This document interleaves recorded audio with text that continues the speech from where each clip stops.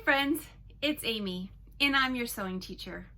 Welcome to my channel if you haven't been here before, and welcome back to those of you that have. Today we're going to be talking about the best way to machine bind a quilt.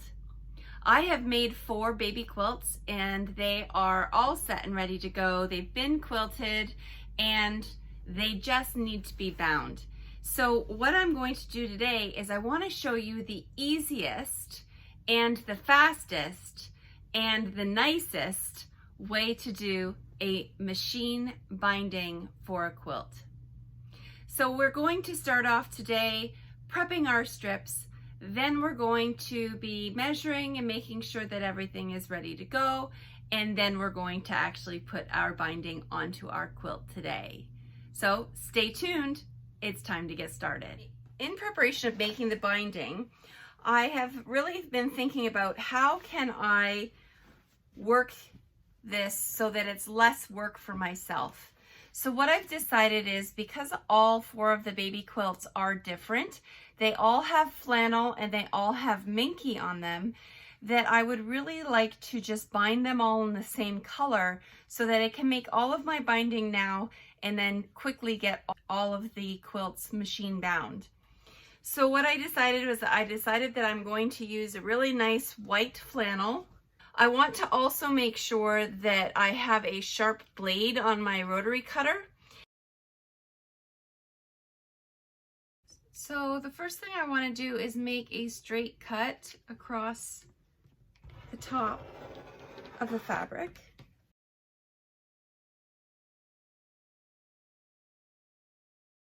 And then I'm working with a straight edge.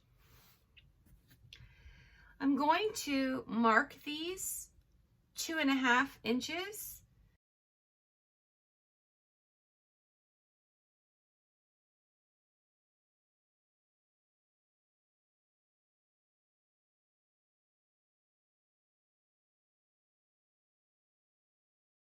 So the next step is to use a marking pen. I use the friction pens because it comes off with the iron, and you want to just put the right side, mark the right side, and I just did it over here in the selvage.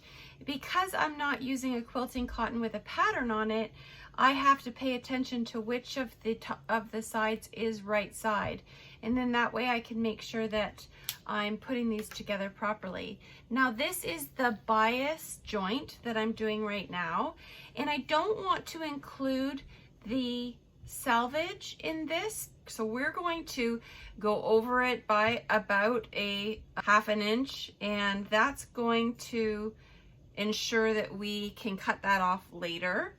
I'm going to put a pin down in this corner here just to hold that, and I'm going to use my ruler to go from the outside corner to the outside corner. I'm going to lay my ruler and I'm going to go exactly from corner to corner, and then I'm going to go over to my machine and I'm going to sew from outside to outside, and then I'll be right back.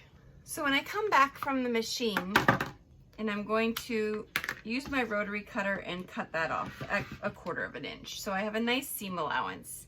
You'll see I also have a dog ear here and a dog ear here, and I want to cut both of those off.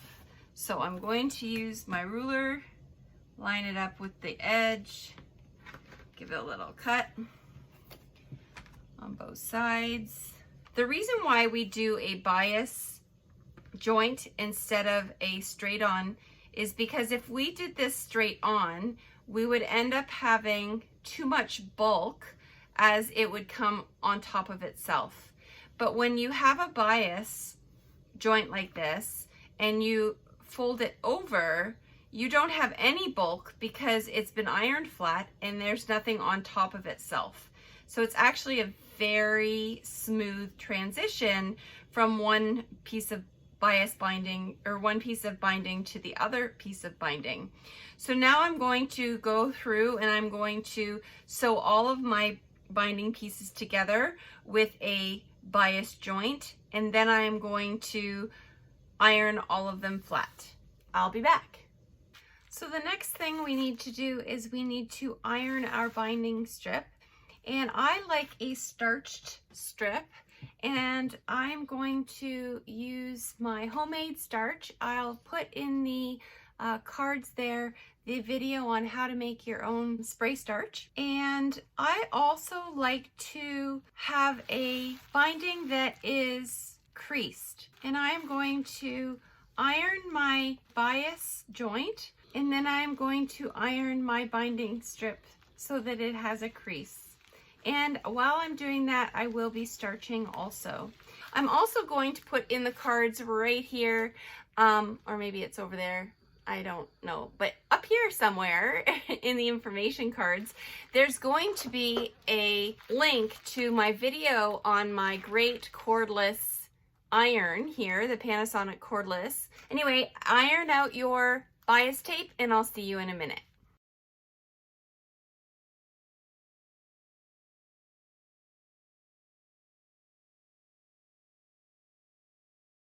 So the next step after I've made all of my binding is I'm going to square off the quilt.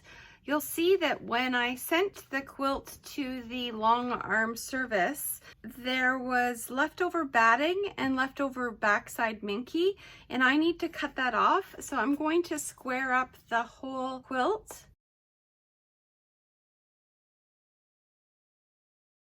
So once a quilt has been squared up, I like to zigzag or serge the edge. So go zigzag all the way around your quilt, or use a serger if you have one handy. And I will be right back with mine serged. So you'll see here I have taken each of the quilts, I squared it off, and I have now done a zigzag, not a zigzag, sorry. You can do a zigzag if you don't have a serger, but I have used my serger all the way around all 4 of these quilts. So we're going to get ready to put on our binding. We want to do it from the back of the quilt, and we're going to put the open side of our binding against the edge of our quilt. Now we want to have a good 6 inches of tail, and that's about 15 centimeters. So the other thing is that I don't want to start it right at the edge. I would like to start it about 20 centimeters or 7 inches down, and I'm going to clip it, and I'm going to clip it all the way around. I like clipping it all the way around so that I can make sure that I don't have any of the seams hitting in a corner, because in the corners we're going to do a really nice mitered edge, and we're not going to be able to do that if this hits any of the corners.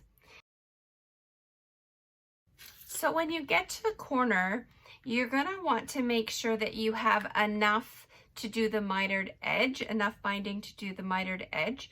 So I would like to clip about 2 inches from the end, 5 centimeters, and I'm going to take it right off the edge, and then I'm going to fold it up so that it is a 90-degree angle, and then I'm going to lay it back flat on top of itself. Now this is just to make sure that I have enough binding to go all the way around and that I don't end up with a seam on my corners, so it doesn't have to be exact at this time.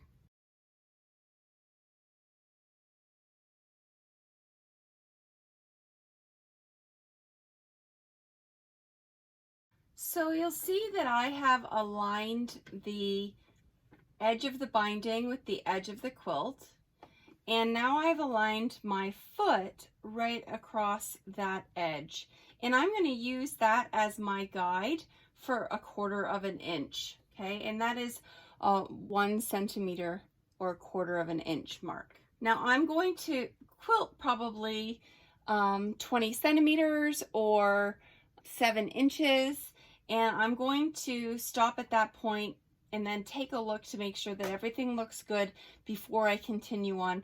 So I'm just going to get started. I'm going to have to do a little reverse stitch at the beginning, and then I'm going to go ahead and make sure that everything is aligned. Now I forgot to show you, I started with a tail, and I wanted, the longer the tail you can leave, the better for the finishing of that binding at the end.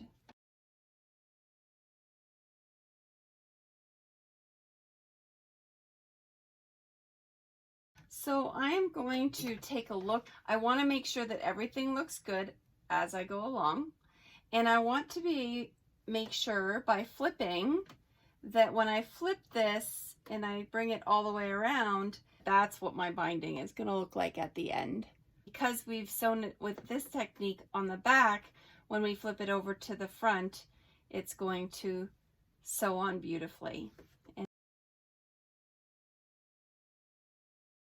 we're getting close to the edge, and I would like to show you that it's very important that we stop sewing at 1/4 of an inch. So when we get down to 1/4 of an inch to the end, that's where we want to stop sewing. So I'm going to measure that 1/4 of an inch, and I'm going to mark it with a pin. And then that pin sticking out is going to show me where I need to stop. When I get there, I also want to make sure that I do a back stitch. So here we go, we're going to go to the edge, but we're actually going to go to 1/4 of an inch from the edge, which is where my pin is. If you have to hand crank the last couple, that's okay. Then I'm going to do a reverse stitch for a stitch or 2, not very many. And that's it. And then I'm going to pull it out. I'm going to cut it off and get ready for the next side. Okay, so we have sewn till 1/4 of an inch from the bottom here. Now the next thing we have to do is we have to make sure that we have this fabric pinned properly to move on to the next steps. So we're going to make sure that we have our edge all the way across there, nice and straight, very level. We're going to pin right at the top there. And then we're going to just peek on the inside, and we're going to see, yep, we have our 90-degree angle through the middle, which is our miter. And then we are going to sew right across here. Now we need to, just like before, we need to start this one at 1/4 of an inch in order for this to work out properly. So if you have to measure it and mark it,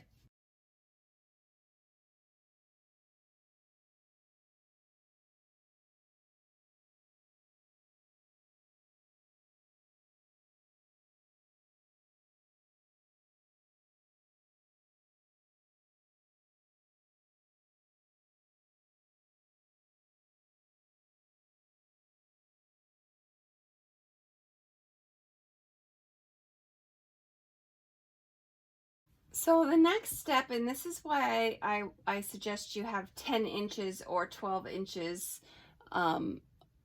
left to open, is because you still have to make that biased edge. And so I'm going to take my right side and my right side, I'm going to lay it down on top of each other, just like before. And I'm going to pin that flat, as we're going to be sewing outside edge to outside edge. I take your marking utensil and a ruler, and I would mark that.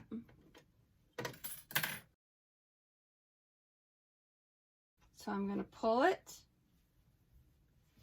and I can see that that is exactly what I'm looking for. So now that I know that that's exactly what I'm looking for, I'm going to go back inside and I'm going to trim those other edges. Now I want to make sure that there's no additional creases, and that seems to be the right length, so that's good. And let's just finish putting this on. Okay, so once that's done, I can now take my binding and I can flip it all the way around.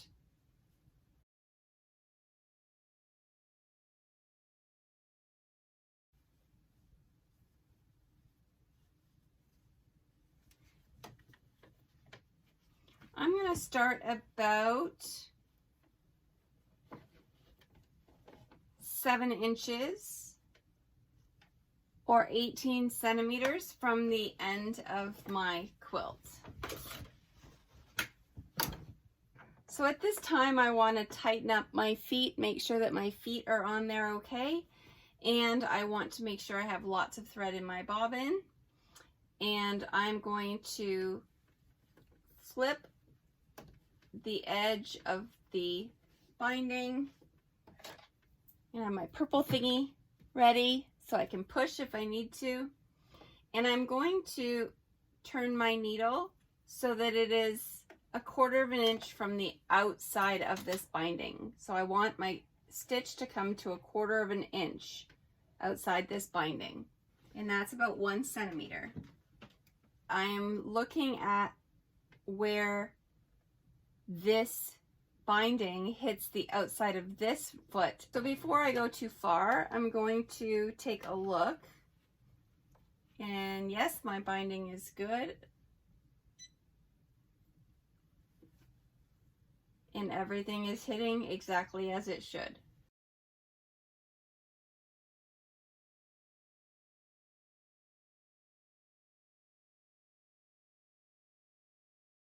Well, friends, thank you so very much for joining me today to learn how to machine bind a quilt. I would really like it if you would give me a thumbs up because that'll help on the algorithm. And if you haven't subscribed already, please do so at the bottom. The notification bell will let you know on Sundays when I publish a video. This has been part of the sewing journey. It could be my children, it could be my students, it could be my sewing journey, but it's definitely yours. Thanks for joining me today. I hope you found this informative. Thanks very much. We'll see you soon. See you next Sunday.